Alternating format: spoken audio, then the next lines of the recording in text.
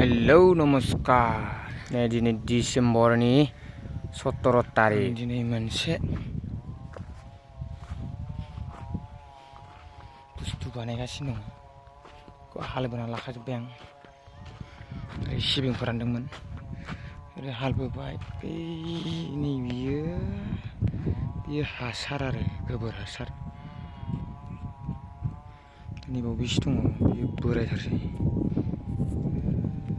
हाजाजोब्बाय बियो नैबे आंनि हालबोनाय एकदम बोरै फुरा स्केलजों बोनाय बियो नैबे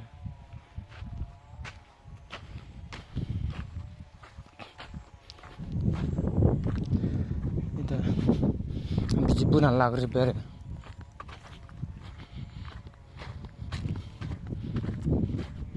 बाहाय हासार होगोन एसे मा हासार होनाय जायो होसिगोन आरो आं हासारखौ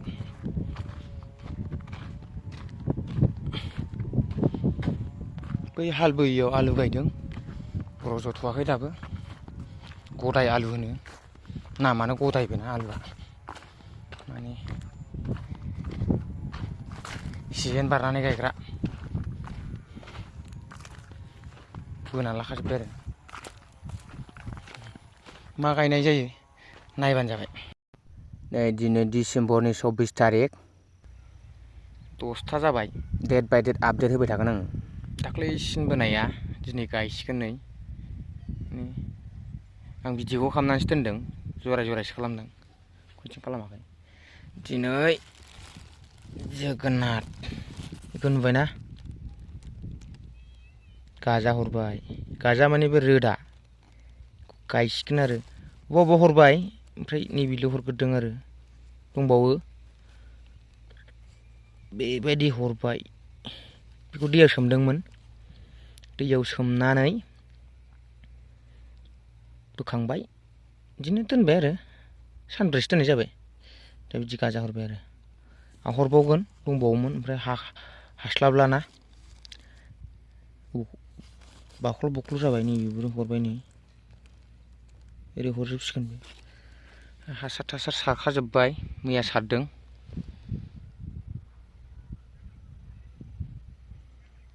बाबा जानाया सारदों मैया ओरै आलुआ रोजोम गाजा रोदोमजोब्बाय खिलिबाय आरो लेट जाबायना आलुआबो नै जुखामाबो लेट जासिगोन जुखामबो दं नै गायसिगोन आरो बेखौ आरो ओरैबायदि गायगोन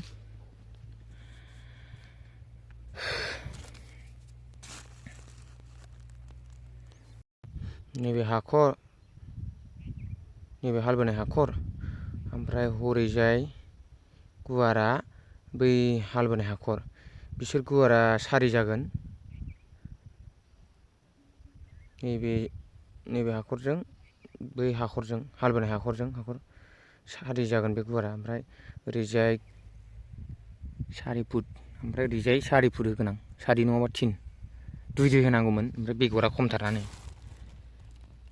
देग्लायसो फार्स्ट टाइम ना ओंखायनो ट्राइ खालामनो खनसेनो बुबुआबा गायबा सोलोंनायसो नालाय ओंखायनो गिनांगौबो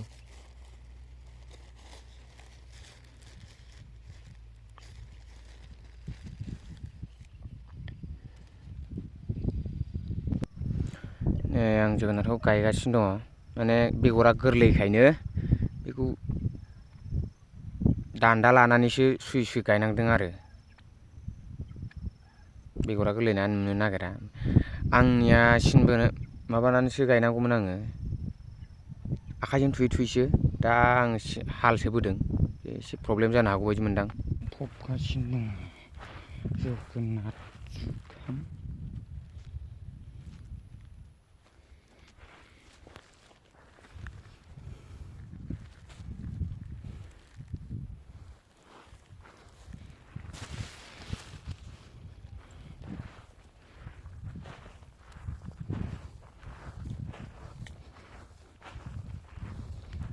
जोगोनार जुखाम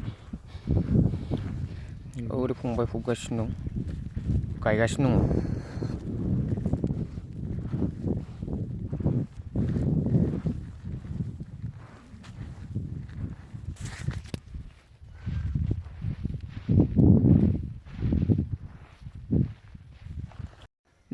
दिनै जानुवारिनि 4 तारिख जुखाम बाराव फैलायबाय माबायदि बेरखो नायलांदो गायनाया खयदिन जागौमोन दा दिनैजों 10 दिन जाबायमोन ना दिनैजों 10 दिन जोगोनार हा जाबाय जोगोनारा रज'बाय जुखाम नै जोगोनार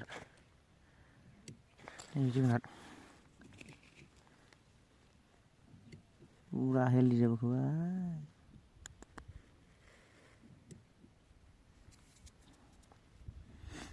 जुखाम एसे रोजा जासिगोनलै जुखामा खाथि जाथारबाय नै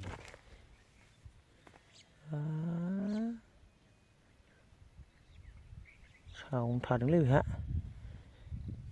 फबजानायखौ नुवाखै नै जों फबजानानै नै दासो जुखाममोन बेजोंनो होसिन जादों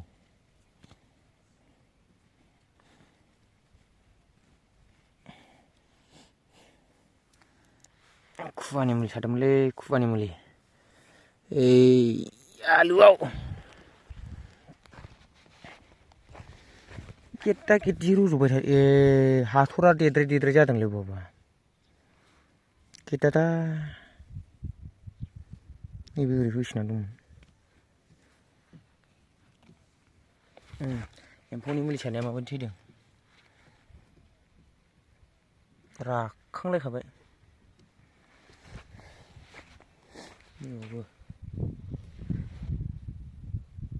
नैबेयाव हासार दामायनाय दंमोन मोनसे माबायदि रज'दोंथाय र' बुरिया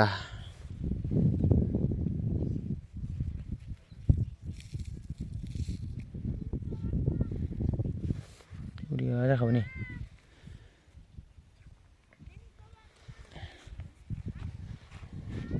हासार दामायनायमोन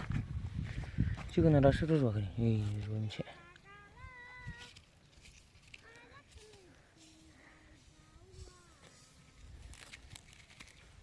बरिया जाबोसिगोन बिनि दायथ'आ आंनाव जाहैजोब्बाय आरो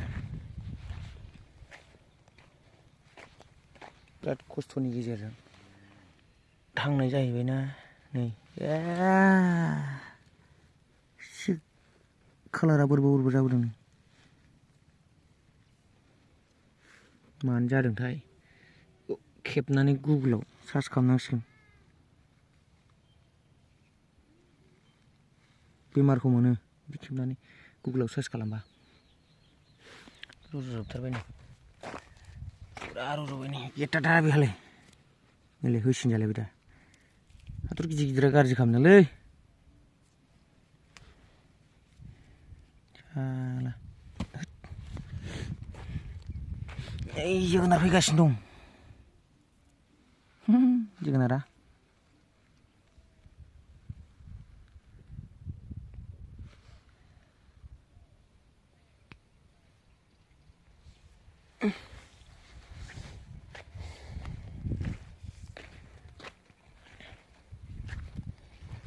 10 दिनसोनि उनाव खनसे आपडेट होबावगोन माबायदि रज'दों दा दोनथ'नोसै दिनै माबायदि जाखो आलुखौ नायदो हासार मोननायजों मोजां देरथारबाय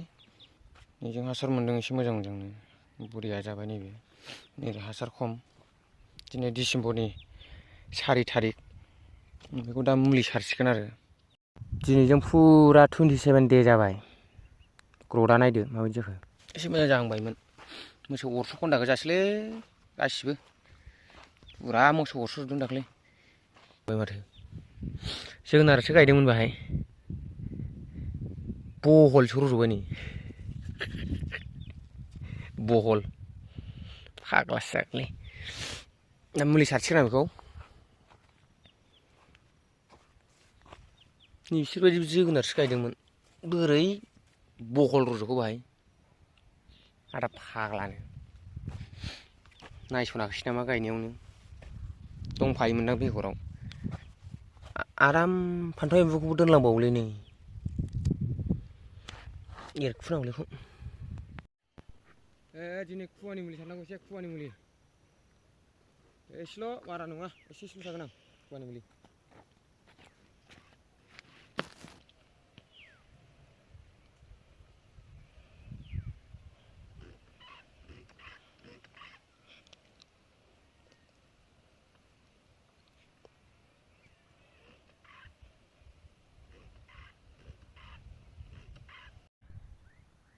जुखाम आरो आलुआव हुल नारदों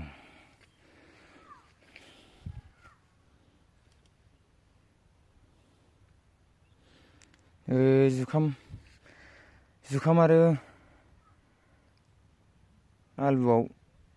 हुल नारनांबाय माने हाग्रा गोरलै गोरलै फिसा फिसा रज'हांबायना दा बेखौनो नै बेफोरखौ दानो फोथैखायाबा ओरै जाबा थैनो गादा जायो थाब थैया दा बायदियावनो हाखौ फुना दोनखाबाय थानांगौ होमबा बिसोरो रोदा सुनो हालाना थाब थैफिनलाङो जुखाम बियो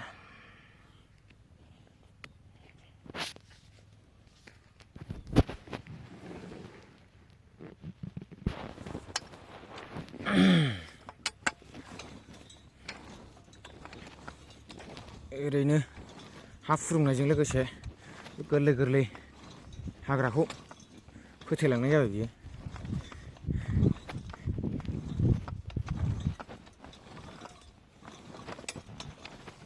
जोगोनारा बिराद खम रज'दों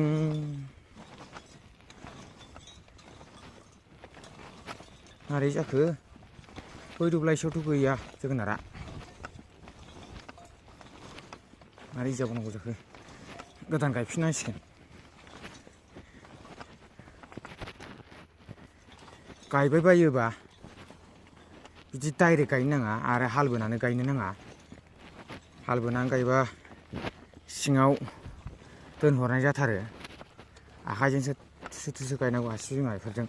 बा आसिजों जायखिया थुसोनानैसो गायनांगौ जायो होनबासो थाब गाजा हरो आरो हायोबा ग्रिन हाउसआव 2 इन्सि गाहाम 3 इन्सि गाहाम खालामनानै गायस्लायबा साबसिन जाबावो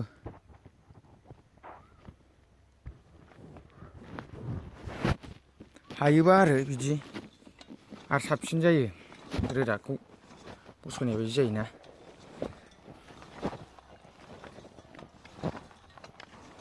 हा फुरुंनाय गायस्लायनाय जायो टेस्ट मोनबाय गुवार गायबा हले बिराद लस जागौमोन आरो दब्लायनै दब्लायथाम गायनाय लेखायसो बारा अरजास्लाबासै एबार आन्दाज मोनबाय नेक्स्ट टाइम आरो बिदि खामानि मावला बेगरा लस जायो खाथा मोनसेयावनो दाम लाथारो जेनेबा पेकेट मोनसेयाव 150 160 लायो हाइस दामा बिदि दं आरो बान्दोलाव 2500 ना बेसेबांबा लानाय दङ लायाखै बेखौ दै एसे होनांसिगोन बायदि मोनगासिनो दं दै होनांसिगोन बा गोजा जाहांदोंना